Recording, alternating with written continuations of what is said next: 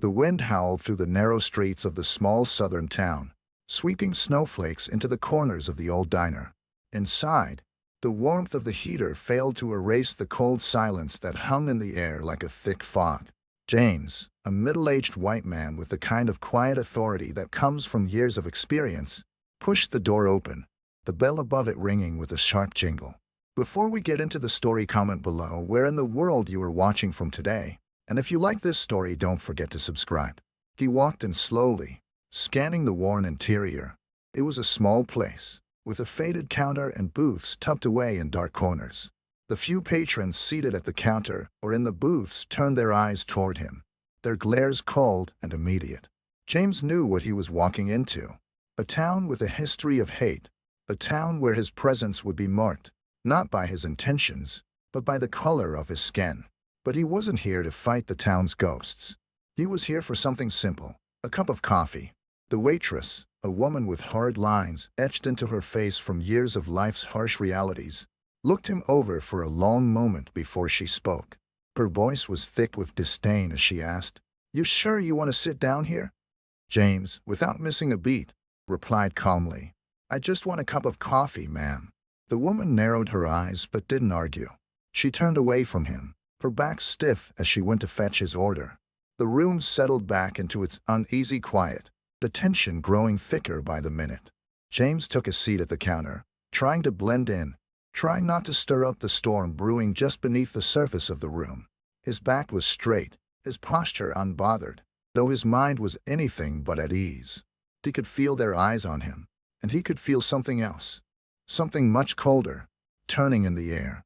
It wasn't just him they were watching, it was the very idea of him. Then the door opened again.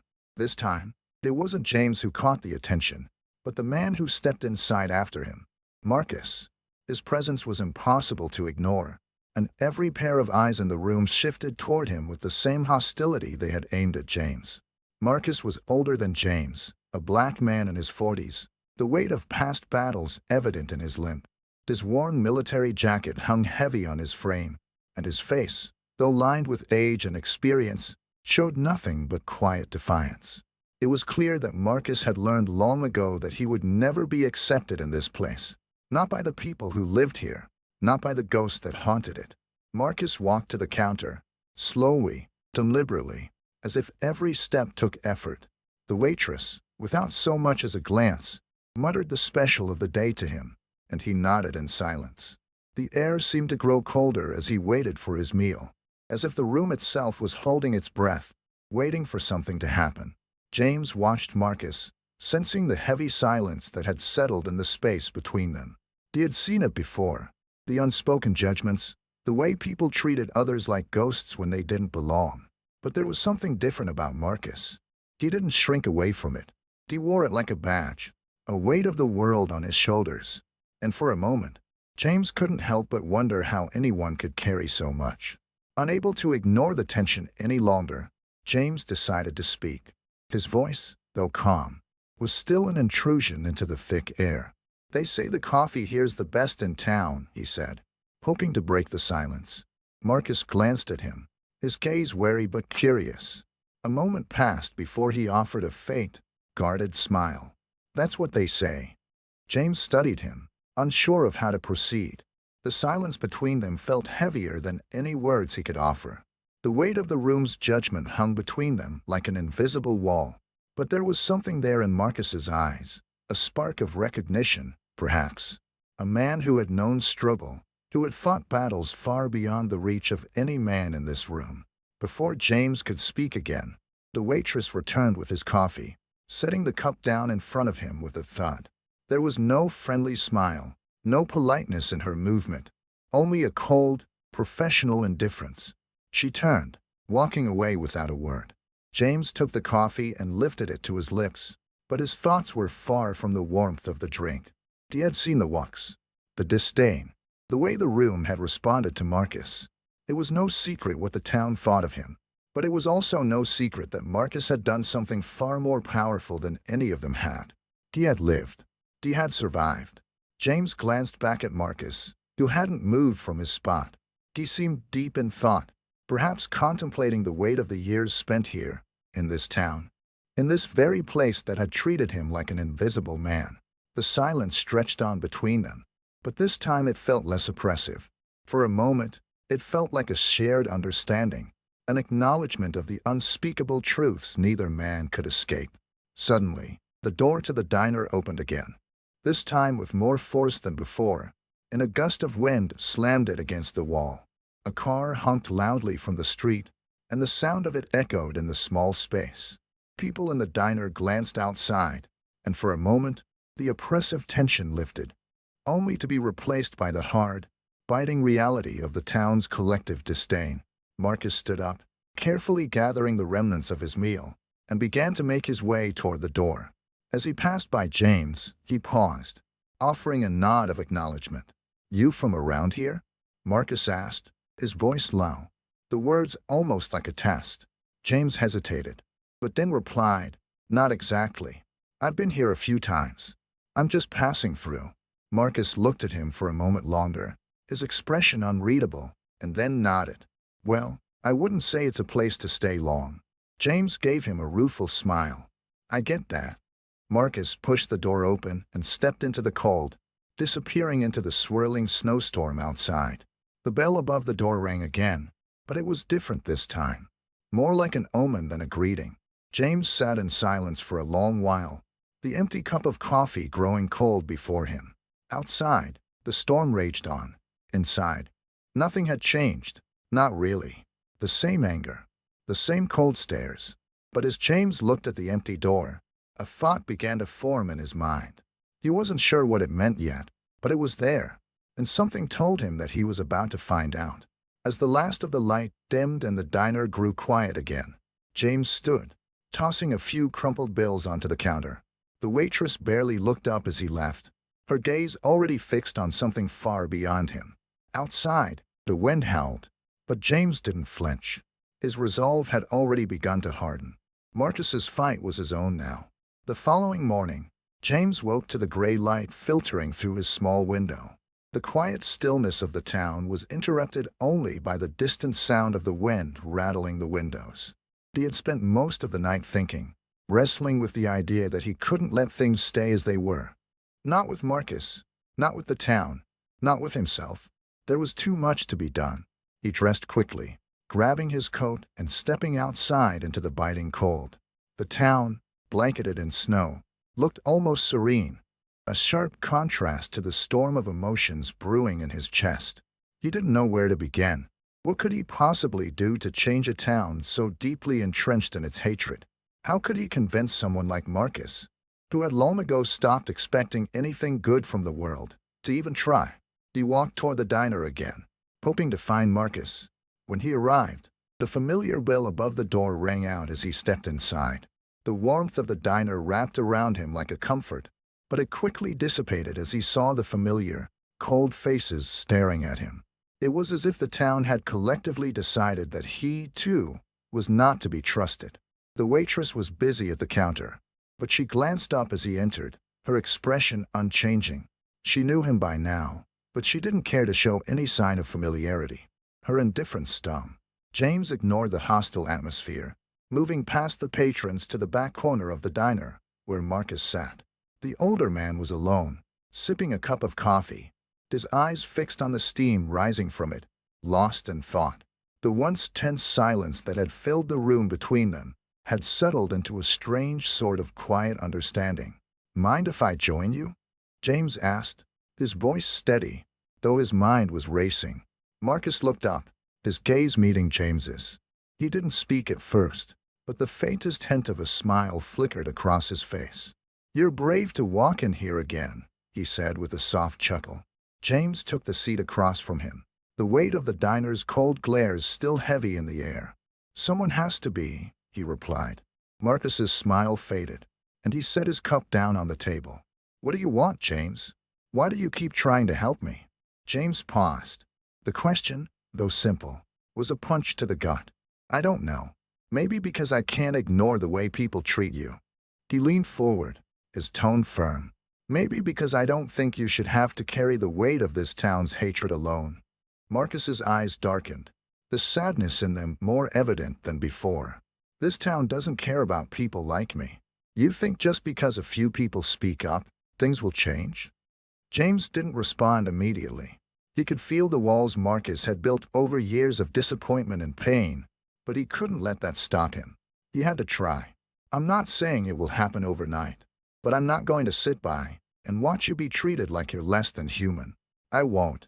For a moment, Marcus seemed to be weighing his words, his eyes searching James's face as if trying to gauge his sincerity. Finally, he spoke. I've seen it all before. Words don't change minds. People have to see the truth for themselves. James's resolve strengthened. He had a plan now. Then we'll make them see it. Together. Marcus shook his head. You're just going to make things worse. Maybe, James admitted. But if we don't try, nothing will ever change. The conversation was interrupted by the sharp sound of the door opening. James turned just in time to see a group of men step into the diner.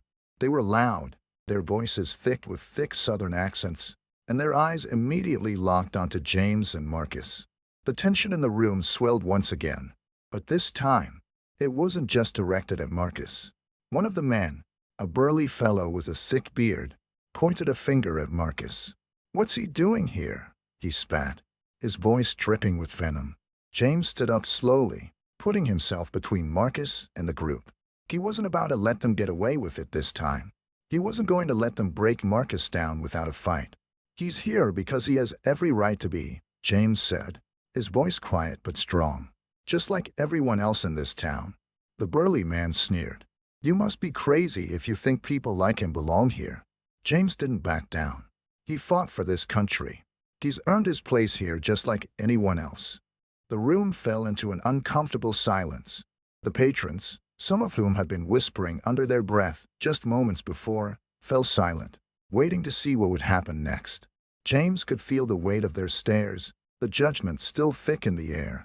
But he didn't care. He had made his stand, and he wasn't going to back down now. Marcus placed a hand on his arm, shaking his head. Don't, James, he said quietly. It's not worth it. But James wasn't listening. He was done being quiet. He had seen too much of this. Too much of the fear and hate. Too much of the way people treated others like they weren't even human. It had to stop. Someone had to make it stop. You don't get to tell me what's worth it or not, James replied, his voice rising slightly. You don't get to tell me who belongs and who doesn't. For a moment, the burly man seemed to hesitate.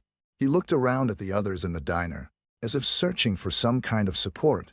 But the silence that followed was deafening. Finally, he snorted in frustration. Fine. Have it your way. With that, he turned, his group of friends following suit.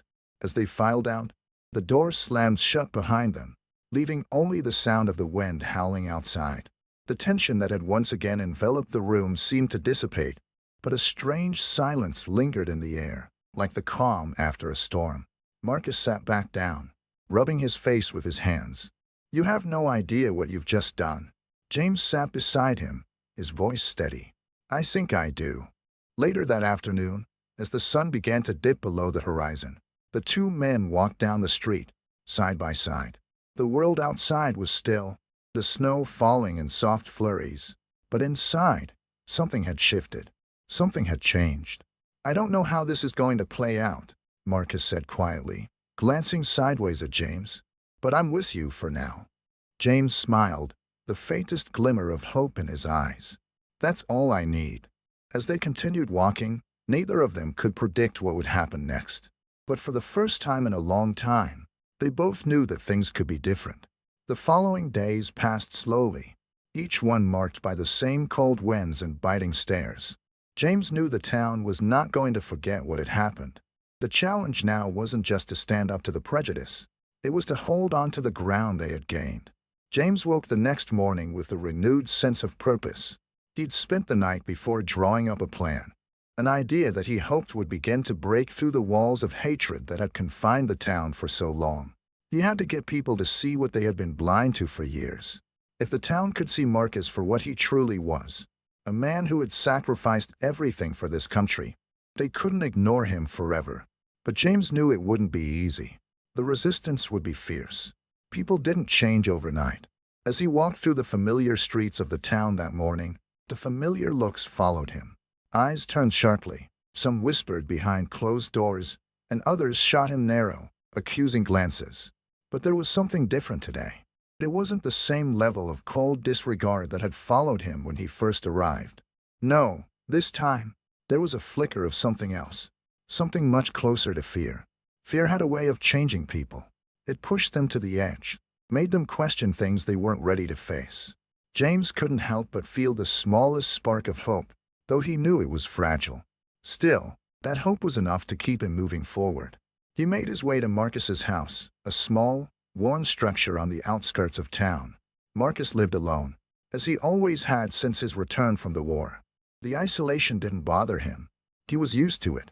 But James knew that despite his stoic demeanor, Marcus needed support. He needed to know that he wasn't alone in this fight.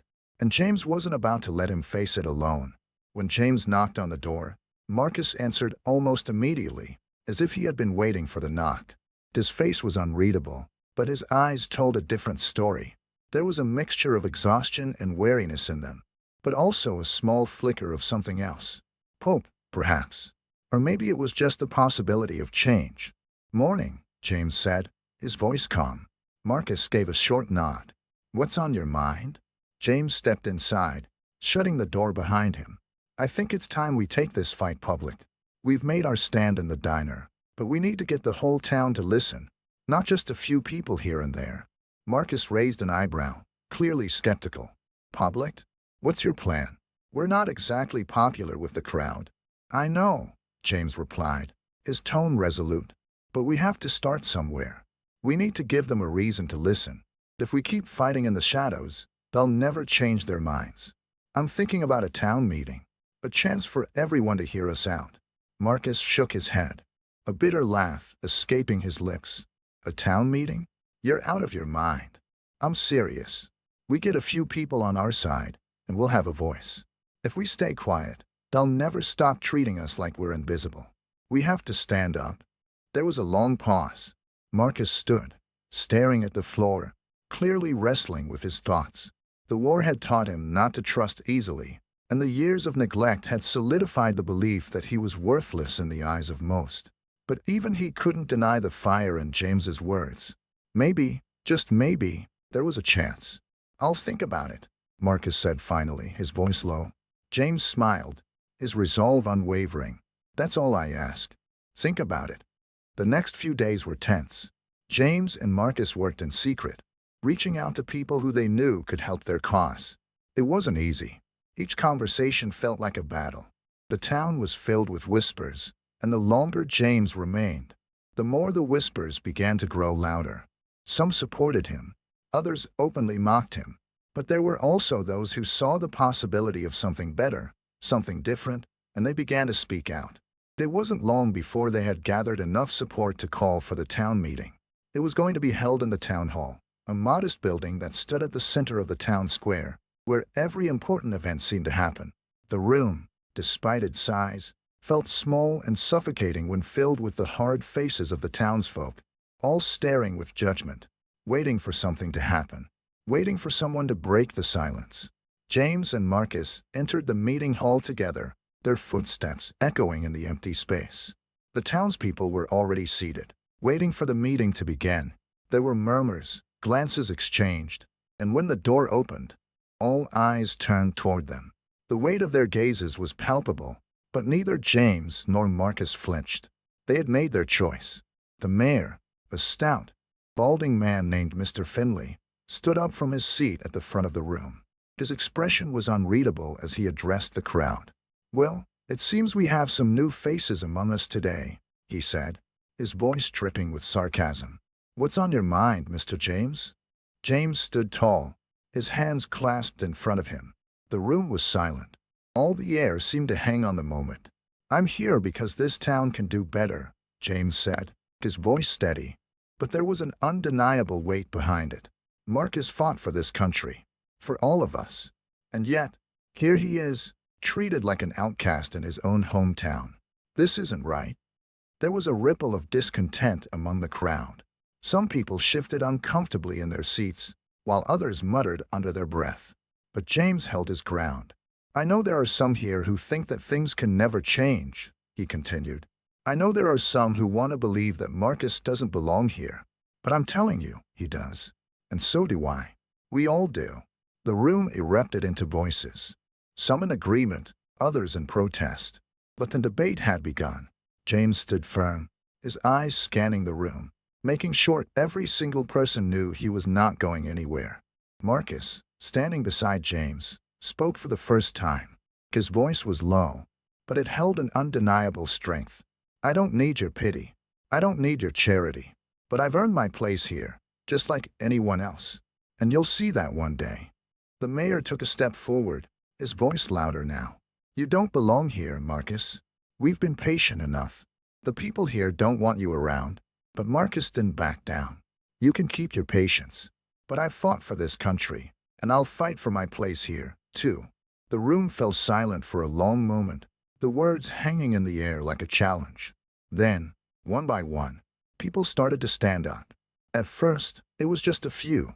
A couple of the older residents who had lived through the hard years. Then others began to rise, their faces hesitant but determined. There were still some who refused to speak. But the tide was turning. The mayor watched, his face turning red with anger. You can't just come in here and change things overnight, he snapped. But James smiled, his eyes bright with the fire of something new. No, but we can start by standing together. And you can't stop us. By the time the meeting came to a close, it wasn't clear whether anything had truly changed. But something had shifted. The town was no longer silent. And as James and Marcus walked out of the hall, side by side, there was a new feeling in the air, one that couldn't be ignored. The following weeks felt like a delicate, ongoing battle. The atmosphere in the town shifted, though it was not the kind of change anyone had expected. There were those who rallied behind Marcus and James, their quiet support becoming a quiet but steady force. Others, however, were far less inclined to change, and their resistance was as fierce as ever. James woke early each morning, walking the streets with a sense of purpose. The whispers, once sharp and cutting, had lost some of their venom, but not all. He could still feel the tension in the air as he passed by familiar faces, some of whom avoided eye contact, others glaring at him with barely concealed contempt. He had known this was coming. He had known that standing up for Marcus meant standing up to an entire town's history of prejudice. But every day he woke up with the same resolve. This fight was bigger than just one person or one town. One morning, James found Marcus sitting at the same bench in the town square where they had spoken just days earlier. The weight of Marcus's world had not lessened. As anything, it had grown heavier. The strain of fighting for respect in a place that seemed determined to withhold it had taken its toll. "You're here early," James said, breaking the silence. Marcus looked up at him, his face a mixture of exhaustion and defiance. "I didn't sleep much. Too much thinking, I guess. You ever wonder if it's worth it? All of this?" James sat down next to him, his voice calm but full of conviction. "Every day. But it's worth it because we have to do this. Someone has to stand up. If we don't, we're just letting them win." Marcus shook his head slowly, his lips pressing into a thin line. "You don't understand. This town's too set in its ways. You can't fight it forever." James leaned forward, meeting Marcus's eyes. "No one said it would be easy, but I'm not backing down. Neither should you." There was a long pause between them. The wind rustled the branches of the trees around them, and the faint sound of footsteps echoed through the quiet morning. Finally, Marcus spoke, his voice barely above a whisper. "I'm scared, James. I'm scared of what will happen if we keep pushing. I'm scared of what this town will do to me." "I know," James replied softly. "I'm scared too. But you're not alone. I'm not going anywhere." For the first time in a long while, Marcus allowed himself to believe that maybe, just maybe, things could be different. The town meeting had been a turning point, but it was only the beginning. The next step was not just to challenge the townsfolk face to face, but to make sure that the message of equality and respect was carried far beyond the walls of that meeting hall. James and Marcus began to work together, reaching out to everyone they could think of: veterans, the elderly, those who had seen the worst of the world and understood the importance of standing up. The support was growing, slow and steady, But the townspeople's resistance was growing just as quickly.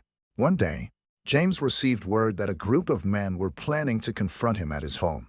The news was grim, and the sense of urgency flooded him like a cold wave. He knew they were angry, but he hadn't expected it to escalate so quickly. They had reached a point where they could no longer ignore the challenge he posed to their long-held beliefs. The confrontation came later that night. James was in his living room when the door suddenly banged open, the sound of heavy footsteps echoing across the floor. He turned just in time to see the group of men enter. Some familiar faces, others he had never seen before, all filled with resentment and fury. They were ready to confront him and Marcus, to put an end to what they saw as a dangerous rebellion. The leader of the group, a tall man named Hank, stepped forward. His face was flushed with anger, his hands clenched into fists at his sides. "You've stirred up enough trouble, James," Hank growled, his voice low and menacing. "It's time to put an end to this. You and your friend are nothing but trouble." James stood his ground, his voice calm but unwavering. "I'm not going anywhere. Marcus isn't going anywhere.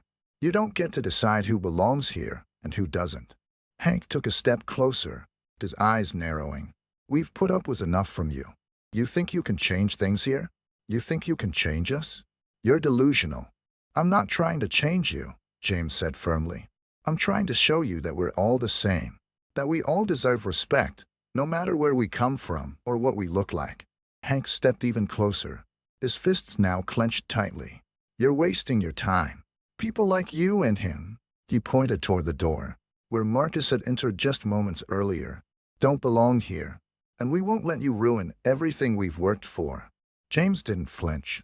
"You don't get to decide what we deserve. You don't get to decide who belongs. We're here, and we're not going anywhere." For a long moment, it seemed like the room would explode with violence. The men were bristling with anger, their bodies tense and ready to lash out. But then something strange happened. Marcus, who had been standing quietly by the door, stepped forward. His presence alone commanded attention. He didn't speak at first. He simply stood tall, his gaze unwavering, a man who had seen more than anyone should have to see. His face was stern, but there was a quiet strength behind his eyes that seemed to pierce through the room like a force of nature. "I've fought for this country. I've bled for it, and I'm not going to let anyone tell me I don't belong here," Marcus said, his voice low and steady, but carrying the weight of 1,000 battles. "If you think that's something you can take away from me, then you're going to have to fight me for it." The room was deathly silent. The tension crackled, but no one moved. For a long moment, no one knew what to say. The anger in the room had reached its peak, but something in Marcus's words had shifted the dynamic. The power of his quiet confidence filled the room, and the men around him seemed to hesitate. Hank, still staring down Marcus, finally spoke, his voice much quieter now. "This isn't over." Marcus didn't respond. He simply turned and walked out of the room, his back straight, his head held high. James followed him closely, his heart pounding, but a strange sense of victory swelling inside him. They had made their stand. Outside, the moonlight bathed the street in a soft, silvery glow. For a brief moment, everything seemed peaceful. The storm inside had subsided, at least for now. James glanced at Marcus, who walked beside him in silence. "You're right, you know," James said quietly. Marcus raised an eyebrow. "About what?"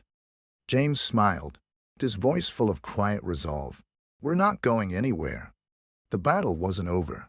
The road ahead was still long and uncertain. But for the first time, they both knew they were no longer fighting alone. The following weeks felt like a delicate, ongoing battle. The atmosphere in the town shifted, though it was not the kind of change anyone had expected. There were those who rallied behind Marcus and James, their quiet support becoming a quiet but steady force. Others, however, were far less inclined to change, and their resistance was as fierce as ever. James woke early each morning, walking the streets with a sense of purpose. The whispers, once sharp and cutting, had lost some of their venom, but not all. He could still feel the tension in the air as he passed by familiar faces, some of whom avoided eye contact, others glaring at him with barely concealed contempt. He had known this was coming. He had known that standing up for Marcus meant standing up to an entire town's history of prejudice. But every day he woke up with the same resolve. This fight was bigger than just one person or one town. One morning, James found Marcus sitting at the same bench in the town square where they had spoken just days earlier. The weight of Marcus's world had not lessened. If anything, it had grown heavier. The strain of fighting for respect in a place that seemed determined to withhold it had taken its toll. "You're here early," James said, breaking the silence. Marcus looked up at him, his face a mixture of exhaustion and defiance. "I didn't sleep much. Too much thinking, I guess. You ever wonder if it's worth it? All of this?" James sat down next to him, his voice calm but full of conviction. "Every day. But it's worth it because we have to do this. Someone has to stand up. If we don't, we're just letting them win." Marcus shook his head slowly, his lips pressing into a thin line. "You don't understand. This town's too set in its ways. You can't fight it forever." James leaned forward, meeting Marcus's eyes. "No one said it would be easy, but I'm not backing down. Neither should you." There was a long pause between them. The wind rustled the branches of the trees around them, and the faint sound of footsteps echoed through the quiet morning. Finally, Marcus spoke, his voice barely above a whisper. "I'm scared, James. I'm scared of what will happen if we keep pushing. I'm scared of what this town will do to me." "I know," James replied softly. "I'm scared too. But you're not alone. I'm not going anywhere." For the first time in a long while, Marcus allowed himself to believe that maybe, just maybe, things could be different. The town meeting had been a turning point, but it was only the beginning. The next step was not just to challenge the townsfolk face to face, but to make sure that the message of equality and respect was carried far beyond the walls of that meeting hall. James and Marcus began to work together, reaching out to everyone they could think of: veterans, the elderly, those who had seen the worst of the world and understood the importance of standing up. The support was growing, slow and steady, but the townspeople's resistance was growing just as quickly. One day, James received word that a group of men were planning to confront him at his home. The news was grim, and the sense of urgency flooded him like a cold wave. He knew they were angry, but he hadn't expected it to escalate so quickly. They had reached a point where they could no longer ignore the challenge he posed to their long-held beliefs. The confrontation came later that night. James was in his living room when the door suddenly banged open, the sound of heavy footsteps echoing across the floor. He turned just in time to see the group of men enter. Some familiar faces, others he had never seen before, all filled with resentment and fury. They were ready to confront him and Marcus, to put an end to what they saw as a dangerous rebellion. The leader of the group, a tall man named Hank, stepped forward. His face was flushed with anger, his hands clenched into fists at his sides. "You've stirred up enough trouble, James," Hank growled, his voice low and menacing. "It's time to put an end to this. You and your friend are nothing but trouble." James stood his ground, his voice calm but unwavering. "I'm not going anywhere. Marcus isn't going anywhere. You don't get to decide who belongs here and who doesn't." Hank took a step closer, his eyes narrowing. "We've put up with enough from you. You think you can change things here? You think you can change us? You're delusional." "I'm not trying to change you," James said firmly. "I'm trying to show you that we're all the same, that we all deserve respect, no matter where we come from or what we look like." Hank stepped even closer, his fists now clenched tightly. "You're wasting your time. People like you and him," he pointed toward the door, where Marcus had entered just moments earlier, "don't belong here, and we won't let you ruin everything we've worked for." James didn't flinch. "You don't get to decide what we deserve.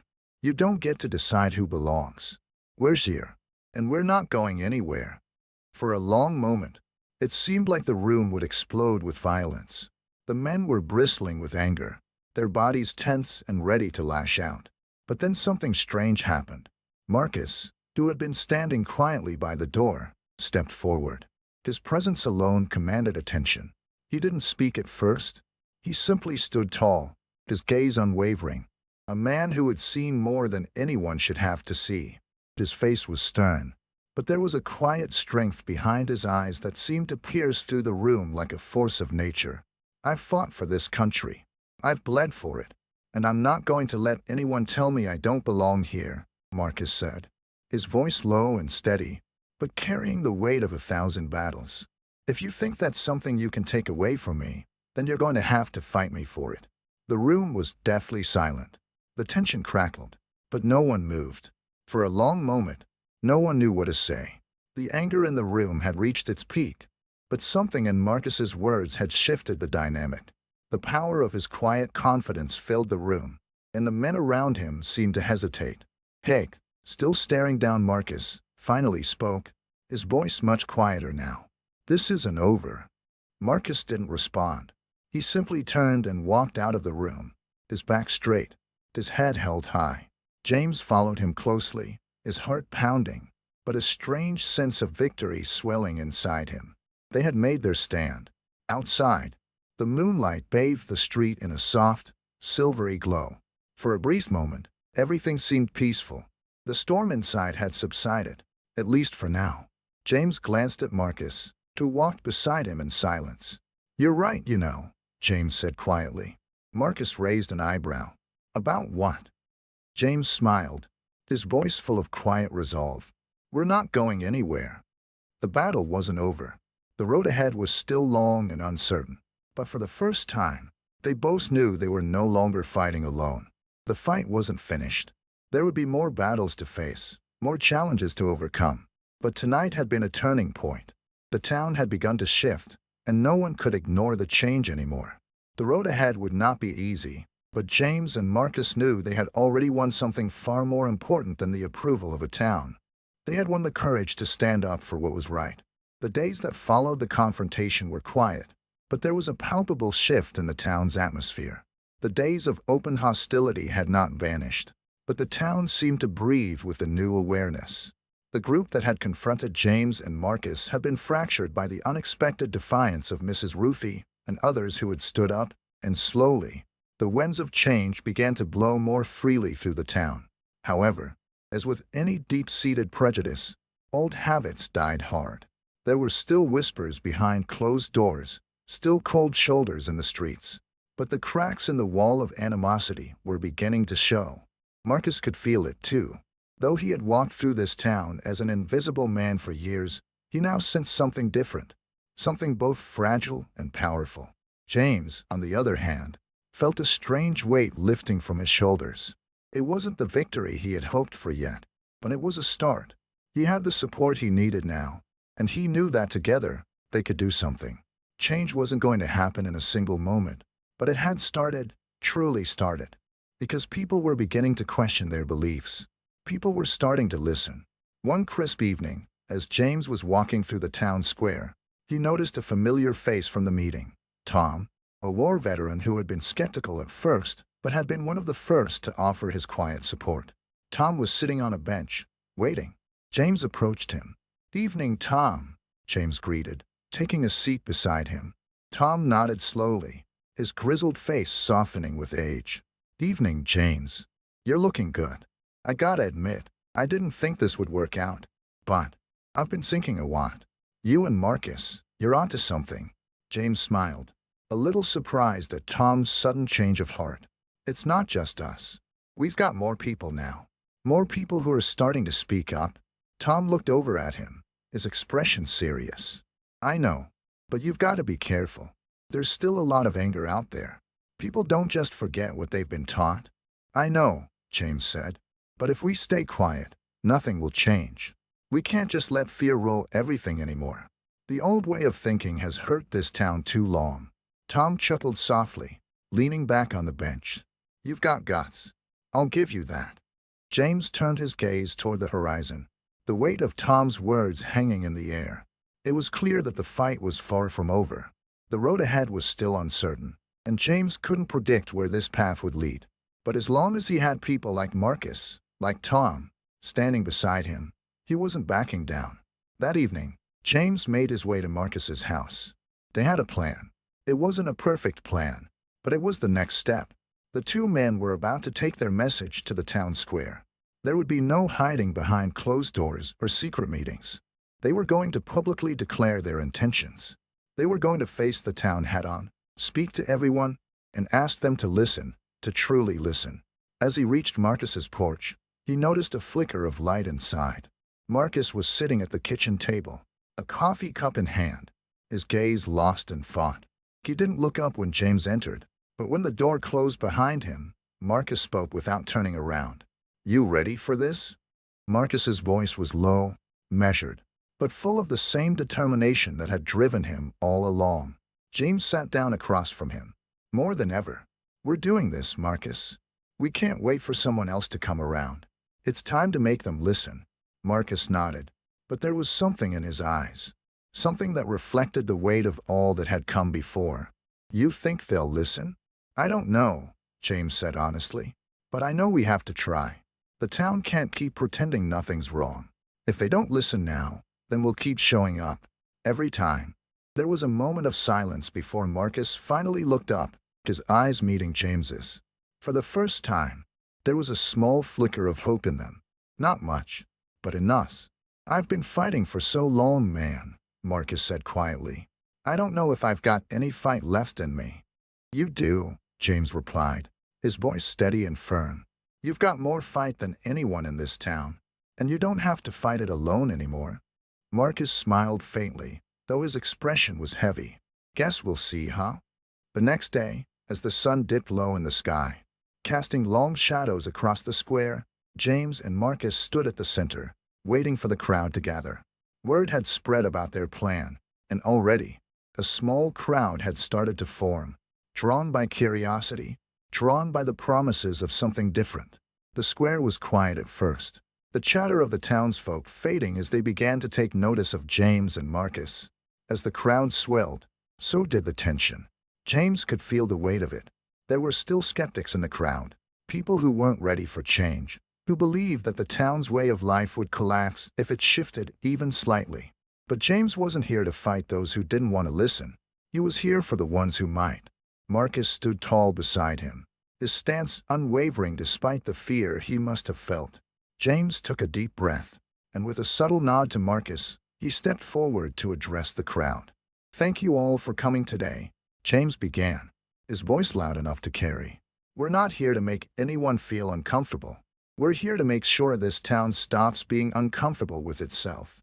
The crowd murmured. Some were still skeptical, others were silent, but the message had been given. "I'm here for Marcus," James continued, his gaze sweeping across the sea of faces. "He's here because this is his home, and he has every right to be here. We've all seen what's been happening for years. But we've also seen the way things are changing, the way things should change. We're not asking for permission. We're asking for respect." There was a slight shift in the crowd. A few heads nodded, though some still remained defiant. Marcus stepped forward, his voice low but steady, carrying through the square. "I'm not asking for sympathy. I don't need anyone's pity. I just want respect. I just want to be treated like I'm part of this town, because I am." For a moment, there was a long silence. Then, a voice from the back of the crowd spoke up. "You think that's easy? You think people are just going to change overnight?" "I don't expect it to be easy," Marcus replied, his voice unwavering. "But if we don't try, nothing will ever change." Another voice spoke, this one from the front of the crowd. "You're right. It won't." James looked to his side, seeing a man he had never expected to speak out. It was Tom, the veteran who had been silent for so long. He was standing tall now, his eyes focused on Marcus. "Marcus is right," Tom continued. "We've been sitting on our hands for too long, hoping someone else would fix things. But it's time for us to speak up. It's time for us to do better." There was a murmur of agreement from the crowd. James and Marcus exchanged a glance. This was the moment they had been waiting for. The moment when the town began to listen, really listen. "Change isn't going to be easy," James said. "But we're here, and we're not going anywhere." The crowd fell silent for a moment longer, and then, slowly, more voices began to rise in agreement. It wasn't unanimous. It wasn't perfect, but it was a start. As the crowd began to disperse, James and Marcus stood side by side, both exhausted but resolute. The town had begun to shift, if only just a little. But it was a shift, and with each passing day, they knew the tide would turn. The change was coming, one small step at a time. And together, they would face whatever came next. The days following that moment in the town square were a mix of uncertainty and cautious optimism. The words spoken in the square had resonated, but as always, old prejudices didn't die easily. The crowd's divided reaction had shown that while some were willing to listen, others were ready to fight back harder than ever. James and Marcus kept moving forward, steadily building the support they had earned. Each conversation, every effort to engage with the townsfolk, felt like it carried the weight of something much bigger than the two of them. Marcus, who had once felt like an invisible man in his own hometown, now stood at the center of a slow-moving revolution. The change was subtle at first. People who had once ignored Marcus started to nod at him on the streets. A few brave souls spoke up in favor of his right to belong, though the whispers of dissent were still present, like a current beneath the surface. But the real test was yet to come. James knew that a true transformation wouldn't happen just because they'd shared a few powerful words. They needed to create something that would make it impossible for people to turn back. One evening, as James sat in his living room, reviewing plans for the next town hall meeting, there was a knock on his door. He wasn't expecting anyone, and the lateness of the hour caught him by surprise. He opened the door to find Mrs. Rufy standing there, her expression serious. "Evening, James. Do you have a minute?" "Of course," James replied, stepping aside to let her in. "What's on your mind?" Mrs. Rufy stepped inside and shut the door behind her. Her usual warm demeanor had been replaced by something more somber. She took a seat across from him, folding her hands in her lap. "I've been thinking about what you said in the square," she began, her voice quiet but firm. "And I've been talking to a lot of the others, those who've started to change their minds, the ones who are finally ready to speak up." James nodded, already anticipating the weight of what she was about to say. "What are they saying?" "They're with you, James. They're with Marcus. But they're also afraid," she said, her eyes meeting his. "Afraid of what'll happen if we keep pushing. Afraid of the backlash. They're afraid the town will split apart, and that the ones who don't agree will make things worse." James sighed deeply, rubbing his temples. He had known this moment would come. People could say they supported change, but when it came time to face the true consequences of standing up for what was right, that's when the fear set in. "I understand the fear," James said, his voice steady. "But it's not going away. We can't let fear dictate what we do anymore. If we give in to it now, we'll be giving up everything we've worked for." Mrs. Rufy leaned forward, her voice laced with concern. "I know, but I'm telling you, we need to be careful. There are people here who will do anything to stop you, anything to stop Marcus from being seen as equal. They won't just let you walk away unscathed." "I know that too," James replied, his voice low and resolute. "But we have to stand firm.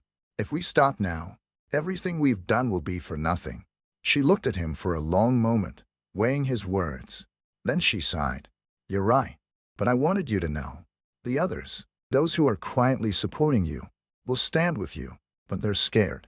If things get worse, they may retreat. But I'm not going anywhere. I'll fight for what's right." James felt a swell of gratitude for her words. "Thank you, Mrs. Rufy. Your support means everything." She nodded, standing up. "I'll keep spreading the word. The people who've started to change their minds, they're more afraid of losing the community they've known than anything else. We just need to show them that we're fighting for the community's future, not for division." James stood as well, feeling the weight of their shared responsibility settle on his shoulders.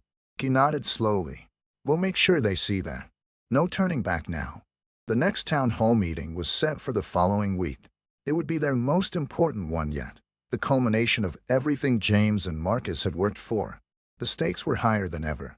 If they couldn't secure a larger base of support now, it would be too easy for the opposition to tear everything apart. The days leading up to the meeting were filled with a mix of anticipation and anxiety. Marcus, more than anyone, was feeling the pressure. As the town had grown more divided, the reality of the confrontation they would face seemed more daunting. There were still people in town who wanted nothing more than to see Marcus and his supporters leave, and they had become more vocal in their hatred. James visited Marcus often in those final days, offering support and words of encouragement. They knew that the next meeting would either be the breakthrough they needed, or the tipping point that would bring the town to an even greater fracture. It would be the final test of everything they had fought for. On the night of the meeting, the town hall was packed.